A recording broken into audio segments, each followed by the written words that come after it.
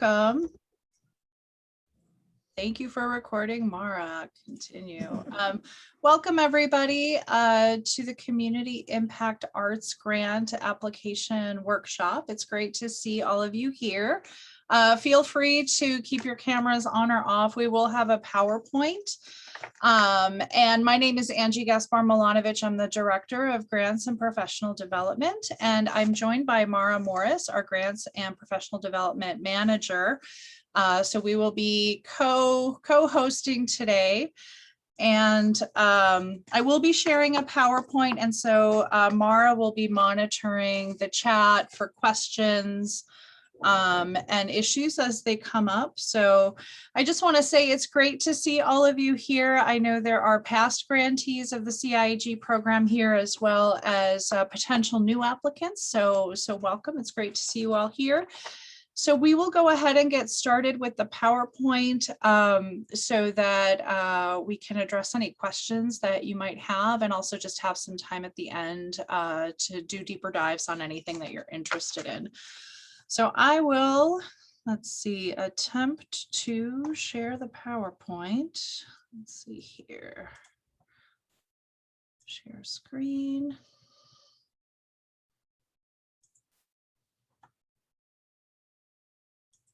In the beginning. Is that showing up okay, Mara? Not seeing it yet. Okay, sorry. We just tested this, and of course, let's see here. Let me just reopen it.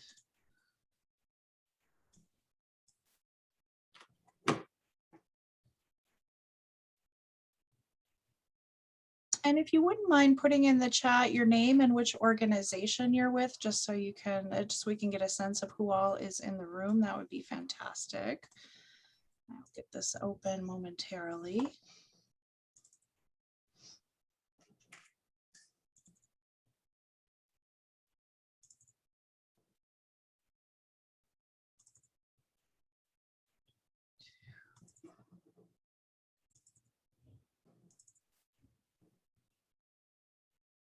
Okay.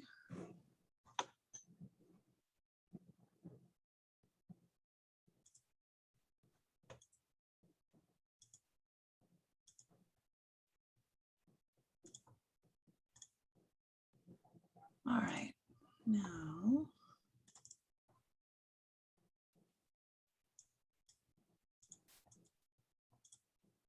Okay, is it showing up?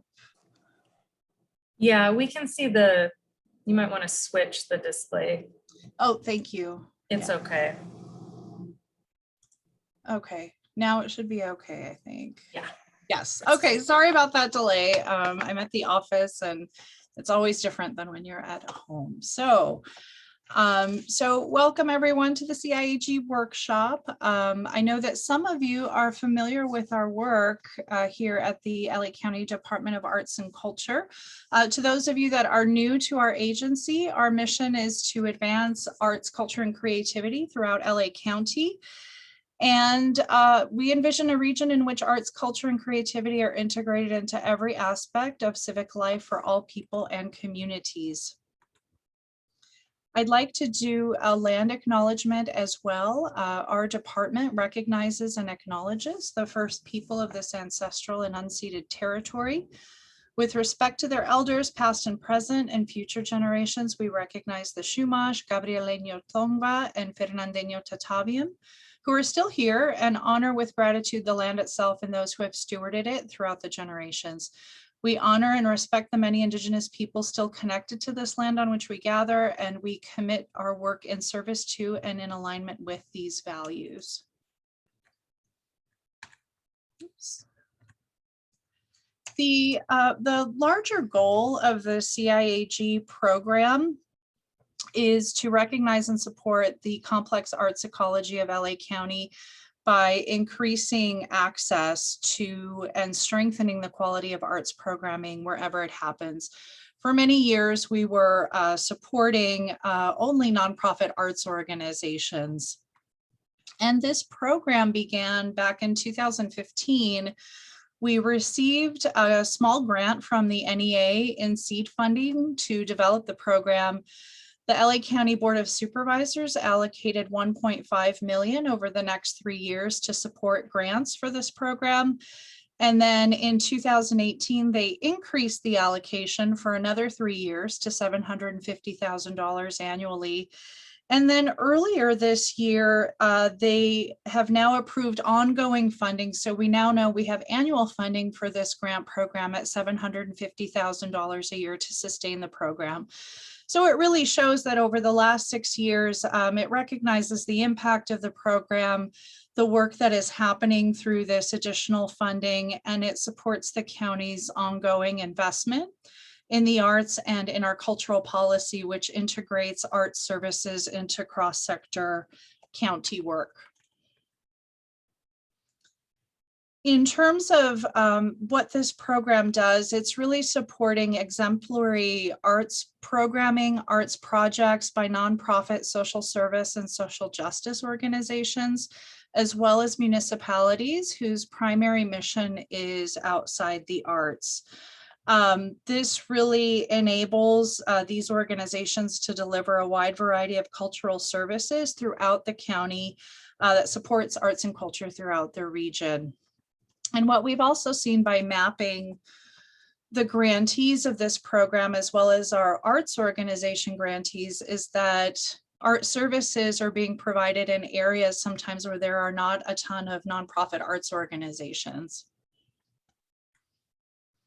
In terms of the award details, the funds can be used, this is for project-based funding, so it's not operating support, but it can be used for program-related fees like salaries, contracts, marketing expenses, rental supplies, space rental, rental supplies.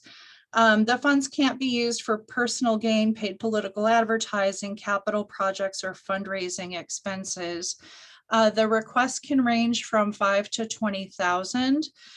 The final grant awards will likely be less than the amount you request, but we do recommend that you request the full amount. And this is a 1-year reimbursable grant, and match dollar for dollar is required. Some social service agencies receive funding from other county departments, which that can be used as part of your match, but if you're receiving any other kind of grant through our department, that match is not eligible. In terms of, let's see, some examples of current CIAG projects, you can see here images from the Little Tokyo Service Center, as well as Vista Del Mar. One is an artist leading a community workshop. Another is an artist working with youth in a music group session. We're also sharing these just so you can see a little bit of an artistic sample of the kinds of images that panelists will see during the panel process. And these are also examples of grantees who are offering services that support their communities. And their demonstrated success is highlighted in the images they've shared, and each is, giving you a visual representation of the populations that they're serving. I wanted to touch a little bit about our community, our cultural equity and inclusion initiative. This is our North Star at our agency. We became a department 2 years ago in 2019, right before the pandemic, and had been an arts commission for decades prior to that. But in 2015, a motion was passed by the Board of Supervisors to construct a countywide conversation on cultural equity and inclusion, which then led to an 18-month public process with town halls, focus groups, advisory committees, and research. Recommendations were approved by the board in 2017. And this also included, for our arts organizations, a requirement of a statement policy plan on cultural equity and inclusion, and new questions for our application, which we're using some of those same questions in our CIAG application. And in 2020, our cultural policy, the first cultural policy for the county, was passed. And the Board of Supervisors passed an anti-racism policy agenda. This was last summer following the murder of George Floyd. And so if you'd like to get more information about this initiative, everything is online. We've also connected, hyperlinked to it from the CIAG guidelines.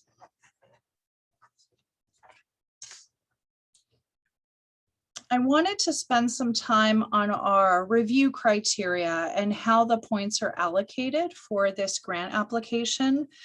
There are 5 areas, and you can see the criterion as well as the maximum point value on the right. So it's the first one is Criterion 1. It's artistic merit. That's 35 points. That's the largest point allocation of any of the criteria. Artistic merit means that the project that's proposed engages qualified and diverse arts or cultural professionals, provides arts experiences that expose participants to new perspectives, provides opportunities for engagement in the creative process, demonstrates cross-sector understanding, and supports the arts in advancing community priorities. With artistic merit, for some of your organizations, it may be in-house arts programming that's happening. You have staff that are conducting these programs. For others, you may be contracting with artists, consultants, or other organizations that are conducting your arts programming. But your programming is really speaking to how you're meeting community needs. The second criteria for 20 points is organizational readiness, managerial excellence, fiscal responsibility. These are questions in the application in which you articulate information about your board, your staff, contractors, and volunteers. We're looking at some of your financials. And also questions about how internally you're integrating and reflecting the values of cultural equity and inclusion. We're asking both internally in terms of staff and board, and then externally in terms of who you're serving and in the populations that you're serving through your programming. The third criterion is the quality of your project plan. This is, what are you proposing be funded next year, starting in July 2022? So it's aspects of the program and the details that let us know, what's your project timeline, what's your budget, what are you proposing to do? Criterion 4 is the evaluation, worth 5 points. And this is really highlighting goals and objectives, as well as how are you going to measure project impact and success. And then the 5th criterion is 25 points, and this is knowledge of target constituents and needs. So you are describing the community that you're serving in the application, including demographics and other details, economic, geographic, sharing how you're responsive to the needs of the community served, as well as how are you integrating cultural equity and inclusion into your outreach and engagement efforts. So this is the broad sweep, and in the application you'll see there are you'll see the questions, and then it'll share in parentheses like which criterion that ties to kind of help you organize the application. Are there questions here? I know I've been talking a lot, so I wanted to make sure I address anything if it's come up. Nope, okay, we'll keep going. And in terms of how the awards are calculated, as I mentioned before, we recommend that you request the maximum amount because the award will be smaller. What we do is multiply your request times your score, and then that gives you a fundable request, and then everything is reduced to the available funding that we have. So here you can see a history of how many grantees we've had, as well as what the cutoff score has been. The arts commissioners, this is the governing body of our agency that's been appointed by the Board of Supervisors. They determine the cutoff score on an annual basis. So you can see early on in the program, the cutoff score was higher and it has gone down over the years. So in this last year, organizations had to score at least a 72 to be eligible for programming.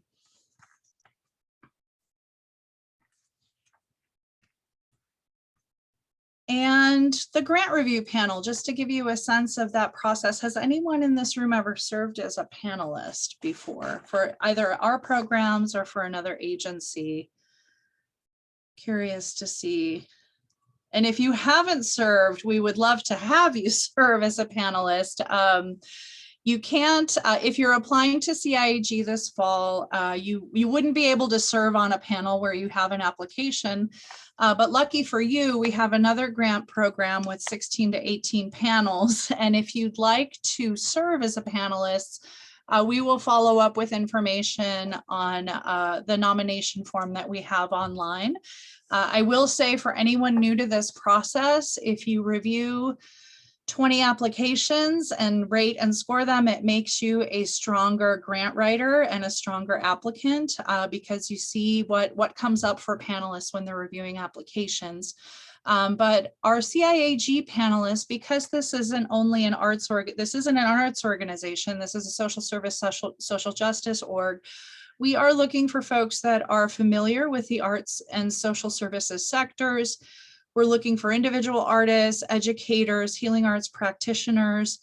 So it's really a range of folks that are reviewing applications. Some may be deeply knowledgeable about all of the organizations on their panel, but oftentimes, you know, LA County is so vast and there are so many organizations that usually the panelists may not be familiar with every single application. And so that's where you know, how you craft sharing your organization, its work, and what you're proposing is so important, because you may be writing to audiences that are both familiar with your work and those that are new to your work as an organization. Just some dates and deadlines for you to keep in mind. The application just opened up. The deadline is October 17th or 27th. Sorry, I don't want to freak anybody out with the wrong date. October 27th, the team then audits the applications in November, and we get ready for panel review. Your applications would be reviewed in February, and then the arts commissioners review and approve the allocations. It then goes to the board in July. And then you're notified of grant award decisions, usually the first half of July.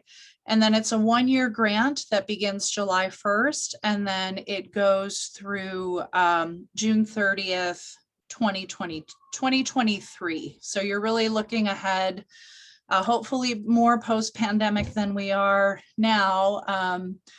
So just to give you a sense of the timeline. Now, in terms of eligibility requirements, all applicants have to meet the eligibility requirements in order for the proposal to be reviewed in panel. So if you have questions or you have doubts, both Mara and I are here to support you. We don't want anybody working on a whole application that they're not ultimately eligible for. So we're going to go through some of the organizational and project eligibility requirements. So the first piece in terms of an organization is that you are not an arts organization. So your primary mission is to provide services other than arts programming. You have a 501c3 tax exempt status, or you're a municipality. And we do allow fiscally sponsored Model A organizations to apply for funding on behalf of organizations. Your minimum budget is $25,000. Your principal offices are in LA County, and you have a functioning board of directors that meets regularly. 51% of your members must reside in California. So that is very basic eligibility requirement. You should have at least 2 consecutive years of arts-based programming, services, or activities in LA. So this time frame would be the last 2 years, 2018 to 2020. And you have produced at least or hosted 4 arts-based workshops, classes, performances, or presentations each year for a total of 8. Now, obviously with the pandemic, this doesn't have to have been in person. It could be online virtual workshops. We know that it's just been, in general, it was Zoom in the early months of the pandemic. We're seeing a little bit more of in-person, but we also expect to see a lot of virtual programming ongoing in this period. And how do we measure if you're an arts organization or not?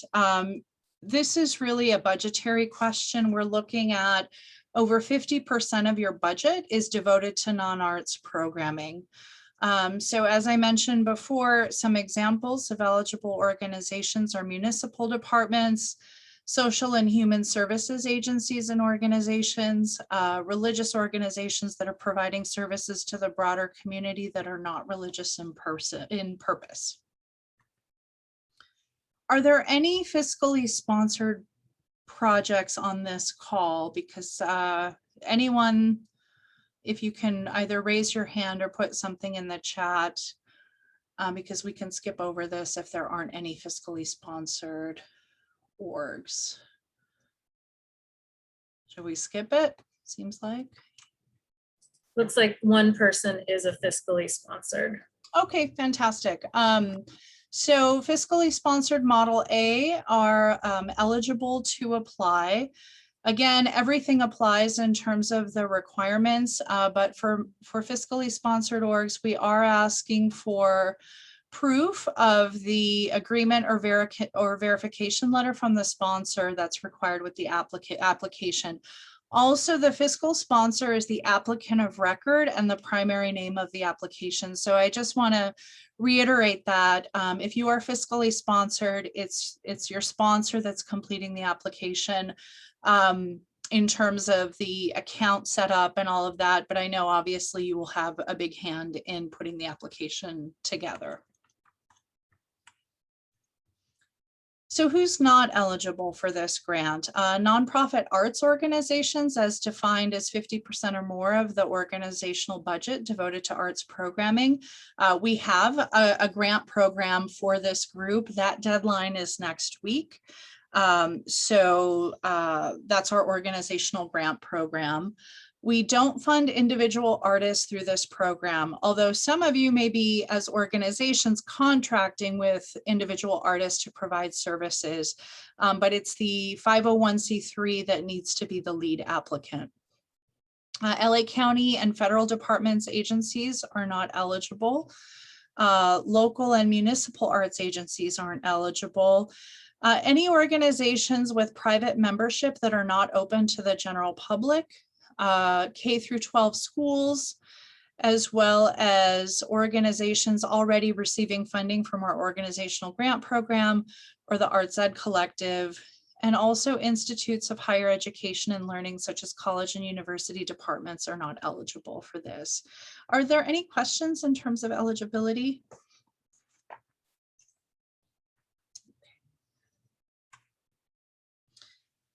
Application restrictions. So just a couple of questions that have come up in the history of this program that we just wanted to surface. So can two partnering organizations each submit an application for the same project and double their chances? The answer is no. It's a unique application for each organization. And can an organization or municipality submit multiple projects for review? Again, the answer is no. We're asking that organizations submit the proposal that they think will be most competitive in terms of the funding that they're requesting. So in terms of eligible projects, these are arts-based. They're taking place in LA County, occurring between July 1st, 2022 and June 30th, 2023. They can be projects with a combination of arts activities. This can be new or existing projects that you're hoping to expand in scope that support communities with limited access to arts programming. So it can be hands-on workshops, it can be a final presentation or festival. And these projects can also be virtual programming if that's what you're planning for this next year. So I wanted to just see if there's any questions on the types of projects that you can request funding for. Some questions have come up of like, do we have to do a brand new program to be competitive for this grant, or can it be existing projects that we do? And the answer is that's something that your organization decides. One is not more competitive than the other. I also just want to surface, we recognize, with the pandemic, some projects, arts programming has had to either be canceled, recalibrated. You've had to rethink how you're going to serve these populations. So that is all valid, and we're going to spend time with the panelists, about looking at where organizations trying to do some future forecasting without having a crystal ball in front of you in terms of how things will look next summer is also very challenging. So, so there is flexibility there, is I think the point that I want to make. Arts education related projects taking place out of school are also eligible for this, as well as taking place outside of school hours. So it could be evening or weekend classes. Also municipal projects by departments or programs providing services other than arts programming. So we do have more information about arts education related projects in our guidelines. In general, I think the panels do want to see a curriculum or proposed activities, particularly for arts education related projects. And so we do, whenever possible, when there is a program of several weeks or a few months that community members can take part in, curriculum or just planned activities as a document to be attached is really appreciated by the panels, as there isn't a lot of space for you to really detail the project and what will happen. So do recommend attaching that information. In terms of ineligible projects, this grant does not fund scholarly research, anything taking place outside of LA County, anything for private member communities or clubs, equipment, land, buildings, or construction, which given the grant amount, it would be very challenging to do any of that with this one. And nothing that for travel outside of LA County or housing costs. It's really, as a county funded program, the programming that it's really supporting communities with arts activities in the region. Additionally, we don't cover hospitality or food costs, funding for trusts, endowments, or cash reserves, projects with religious or evangelic purposes that proselytize or specifically serve only church membership, general funding for a university presenting series, museums, or galleries. This may be part of your match, and I'll get into the project expenses budget in just a moment. But this grant can't cover those expenses.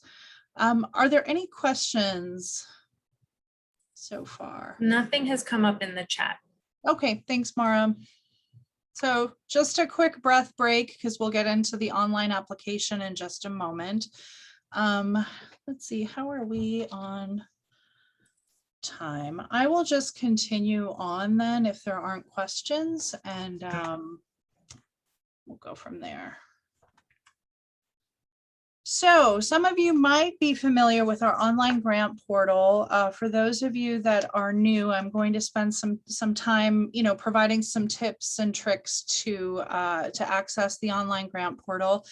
It's much better than our previous grant portals, and we've had several, but there are still, each one, as we dive deeper, has its own unique quirks. So we are now using SurveyMonkey Apply. We transitioned to this online application last year, so some of you might already be familiar.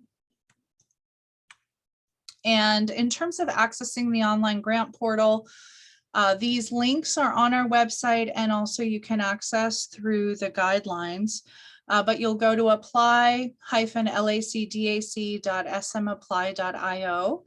If you don't have a profile for your organization, you'll need to create one, not as an individual. Make sure that you mark that it's as an organization. Save that email and password as a contact you can access and share. For any of our programs, we recommend that you draft your responses in a Word doc. So in case anything happens or the internet goes out, that you have all of that information so that you can copy and paste the responses. And we also recommend that you submit it a few days prior to the deadline to allow time to resolve any issues.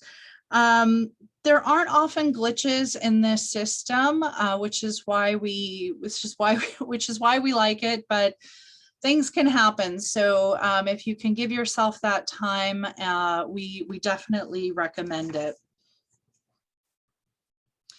So all of the current grantees of CIAG were sent an email to set up an account. This was last year when we transitioned to the system.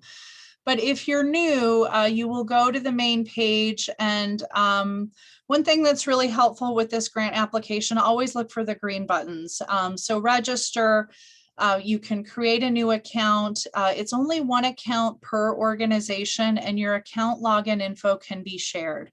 So make sure that whoever needs access has access. Sometimes a few people will create accounts within, but those can't be merged, unfortunately. So one per organization. This is information previously. Let's see, I think this is a similar slide. If you need to reset or reactivate, where the register button is on the main page to the right of it, it will allow you to reset your password.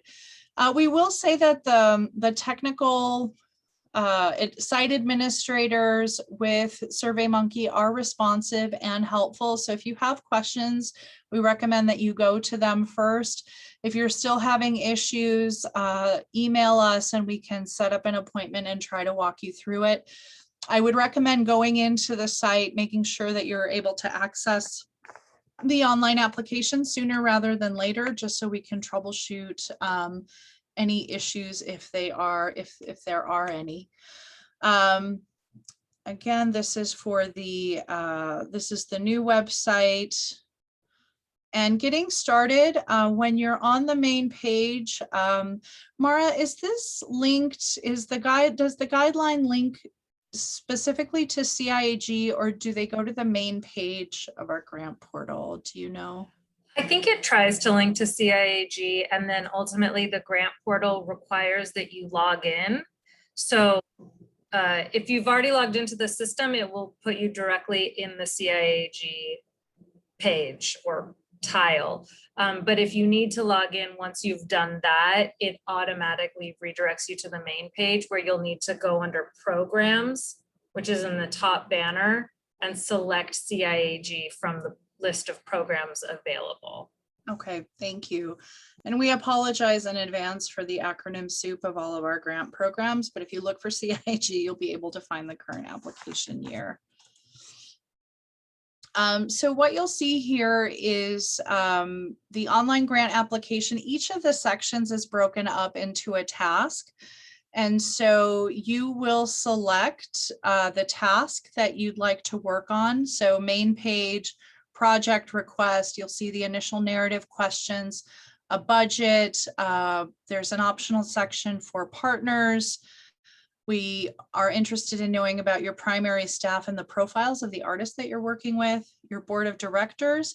And then there was also the section to upload your artistic documentation and financial requirements. So I wanted to spend just a bit of time on the project budget.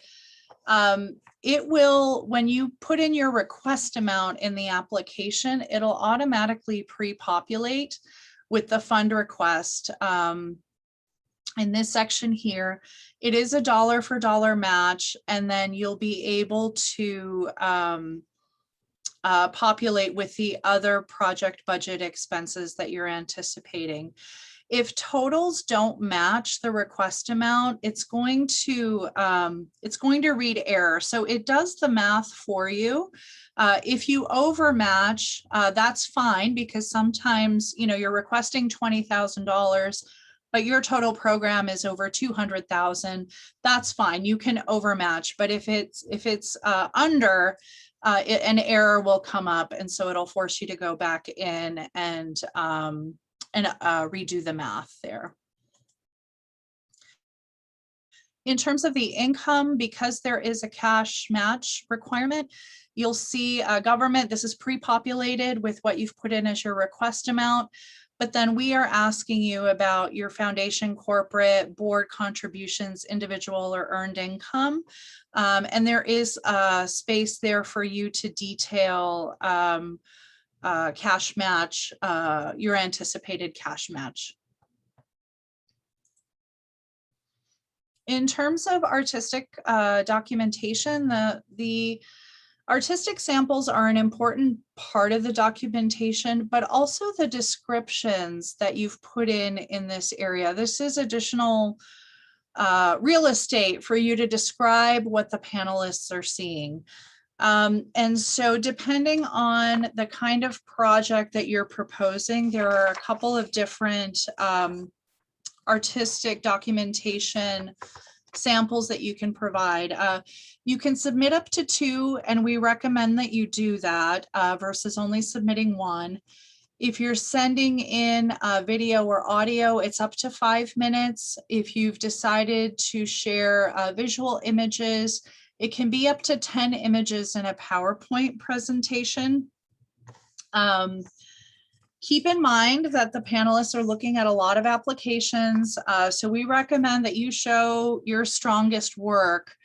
And what you can do is, you know, if you have, if it's an up to a 5-minute video, if there's a strong part in like minute 2, you can say like recommend starting at minute 225 or something like that. We do allow hyperlinks, YouTube, Vimeo, but it's up to you to ensure that this is working and that it's working by the time we have panels, which will be next February 2022. So with CIAG, showing how the work connects with your mission is as important as the quality of the work being shown in your sample. And so this is this opportunity in the artistic description to provide context to the work, including the titles, locations, artists, dates, and its impact. Also keep in mind the panelist may not watch or listen to the entire sample, so make sure it's edited to show the strongest or most compelling. Please be aware that the entire sample is considered part of the application and may be reviewed. All of the materials must remain active and viewable until July 2022 after it's approved by the board. Include any passwords for the uploaded artistic documentation in the text section. We do just want to stress that marketing materials are not artistic documentation, and reviews and quotes aren't always that helpful. They can be included as an additional attachment, which I'll get to in just a moment. And the sample does not have to be spectacular HBO quality video. Clips, especially if you're looking at something prior to the pandemic, the panel is interested in community engagement. What is the, you know, what is being taught, what is in the workshop, and how is the audience or community or clients, how are they being engaged with this work? So they want to see that interaction. So in a PowerPoint, you can have some examples of that in images, and then of, you know, the final artwork itself. I think that for this particular program, the final product isn't always as important as the engagement. They are interested in seeing the process as much as the final work. We definitely recommend that you upload your artistic documentation prior to the deadline to make sure that everything is working and that the links are working. It should be fairly recent and relevant to the project. And if you want to know more, depending on your discipline, we've delineated that in the guidelines. 35, this is again, it's 35% of your score will be based on the artistic sample. So take time to really think about what you're going to submit. Artistic quality will be judged partly by these samples, so make sure they're relevant. If you're producing a festival, show them what the festival is like. If you're at a gallery show, show them what an exhibit at the gallery looks like. Capture their attention immediately and engage them in the work. So this is something I think given the pandemic, given virtual programming, you can, of course, if you had virtual programming, you can put those flyers in the PowerPoint, for example, as one of your up to 10 images. So there's ways to be creative. I think in the sample I showed you earlier with the two organizations, one that's working with youth, they blurred out the youth's faces so that they couldn't be recognized. So just being cognizant also of the populations that you serve and, and what documentation is permissible within your organizations. Are there any questions on artistic documentation? No? Okay. Saying anything. Okay, thanks. And knowledge of your community and needs. This is also a large portion of your score. And so how to describe your community and its constituents geographically in terms of the zip codes and neighborhoods that you're serving, demographically in terms of race, gender, sexual orientation, age, cultural characteristics, economic characteristics, any other descriptions you have of the communities that you serve, languages that they speak, etc. This is really an opportunity for the panel to see who you serve and why, how do you understand their needs, and how are your arts programs developed to meet those needs? We've seen in grant applications, people will say, well, we serve all of LA County, and that's simply not possible. It's 10 million people, 88 cities, 4,000 square miles. We're really asking you to hone in and describe your community. We are collecting data for the Board of Supervisors, and these questions of who you're serving and why, and how your arts programming is developed to meet those needs is important. Everyone will answer this question differently based on the based on the work of your organization. So it's really about linking your proposed arts project to your mission and your constituency. So be specific, write all the narrative sections in a Word doc to address these questions so that you're also mindful of some of the character limits. We also just want to highlight that every audience member or a panelist is a potential ambassador to your organization. So what do you want them to be able to tell their friends about your organization and your work in the arts? Let's see, this is a checklist of the different support materials you'll be submitting with your grant. So artistic documentation is required of all applicants. You can submit up to 2 samples, and I would recommend providing those 2 samples. It really does give the panelists a better sense of the work that you're doing in community.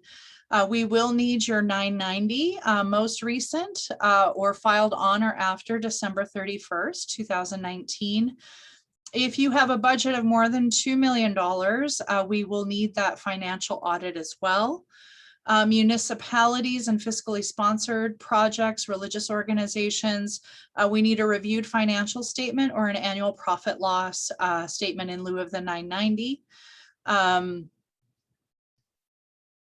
In terms of optional and highly encouraged for arts ed projects or lesson curriculum based projects, as I mentioned earlier, that sample lesson plan or agenda outlining the activities and work planned and scheduled is super helpful to a panel. It really helps ground them in the kind of work that you're proposing. When we review all of the applications, we divide them up by panel. Sometimes it's been sort of based on population served, and more often in the last few years, it's been based on artistic discipline. So all of the youth projects are reviewed in the same panel, or if there are workshops or classes for specific populations, all of those kinds of projects are in the same panel. And so the panelists become used to being able to see that lesson or curriculum plan. Additionally, you can submit promotional material. This would be uploaded as well. So if there are any reviews, newsletters, a flyer, you can include one piece. You can also include up to 2 letters of recommendation. This could be from clients. It could be from, it could be political leaders that have written a letter in support of your organization. So that also can help give the panelists a sense of the work that you're doing. And application tips. Remember, you're the subject matter expert, and this is your opportunity to introduce yourself and make a lasting impression on the panelists. Know that they're not specialists in every sector. So sometimes very specialized jargon, vocabulary that is difficult to understand may be challenging for some panelists. Assume they don't know your organization and that you're providing an introduction to them. I know it's kind of it's like a sweet spot of like wanting to share everything, but then really honing in on your core services and in particular your arts programming. Show, not tell. This is where your artistic samples can really shine. Be mindful of the character limits in our online application and not the word limits. In the applications, we have put what the character limits are in parentheses after each question. And we ask that you address what the project is, why it's important, why the goals of the project are important to the mission of your organization. And we recommend that you don't use marketing information to answer project narrative questions. And just some additional application tips. Past panelists have appreciated details on when and how artists are paid, details about how the project works. This is about the specificity. They do want to see your overall timeline, your plan for specific programming, what happens during a workshop, what is the hiring and training criteria for project staff. The evaluation is really about the arts-based project proposal. So how will you determine or evaluate the project success? This will also look different for every organization. In some applications, they've compared participants to non-participants, providing data from previous evaluations to show responsiveness, seeing the curriculum sample to provide clarity and detail. And again, that artistic documentation that tells the story of the project, the program, and the community being served. Video can be more successful for media, music, and dance projects because of the artistic medium. But definitely include audience participation or maybe audience client work samples in the PowerPoint. And again, recommend submitting 2 artistic samples. And if you have questions, we're here to help. There will be 2 more workshops. It will be this workshop repeated. There will also be a recording of this workshop available on our website. We have office hours on Wednesday from 3 to 5. So if you'd like to book some one-on-one time, Mara's calendar is looking free for at least a few more days. So go ahead and sign up. Mara, how is it looking right now? I've got space, and so I will, I'm going to drop the link into the chat right now so you all have it handy. And also, you know, if my calendar listings that are available don't match up with yours, send an email to ciag@arts.lacounty.gov and we can schedule some other time. Awesome, thank you. And these are for 30-minute one-on-one. And again, if we get overwhelming response, we'll open up some more slots. I'm going to stop sharing so that we can answer any questions that you might have. Let's see. There we go. Okay. So I know we went over a ton of information, but are there any questions that you have about this grant application that we can address? Let's see. Anything you'd like covered?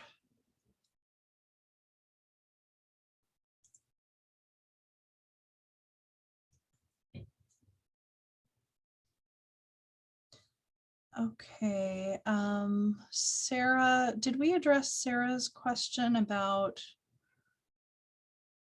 I think so. Sarah's having an interesting problem that it's not the first time it's come up, and it is a question we have brought up with SM Supply Support. I'm still trying to get an answer from them that's suitable to fixing the glitch, but she's having an issue where she's entering information and hitting save, and it's kind of deleting it or not accepting the information. So she's unable to move on to the next task in the application.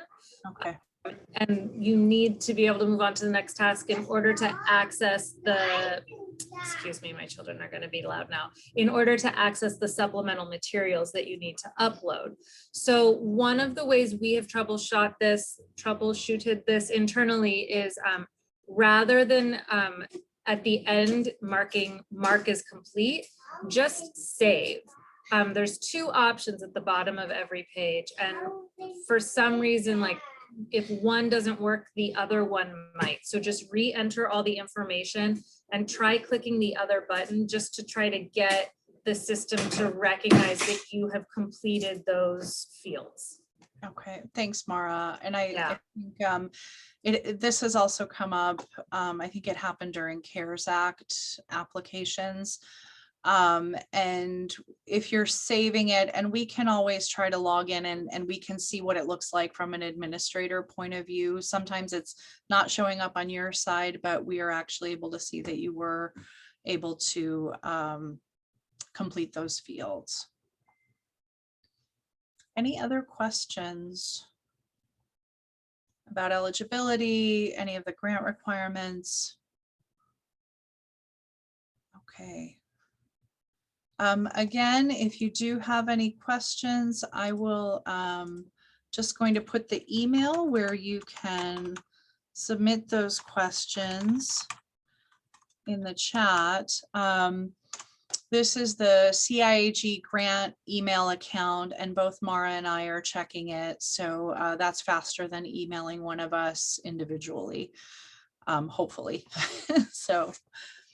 Okay, well, if there are no other questions, we thank you for your time today. And again, please reach out if you know, any questions, concerns, or if you need help troubleshooting, and sign up for office hours if you're interested. So thank you all for being here today, and happy last day of September. How are we already in October tomorrow? Thank you. Thanks, Joe. Have a good afternoon, everyone. Bye.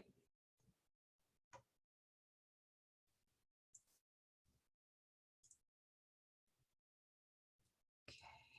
I will stop the recording. Here we go. Thanks, Gloria. Thanks.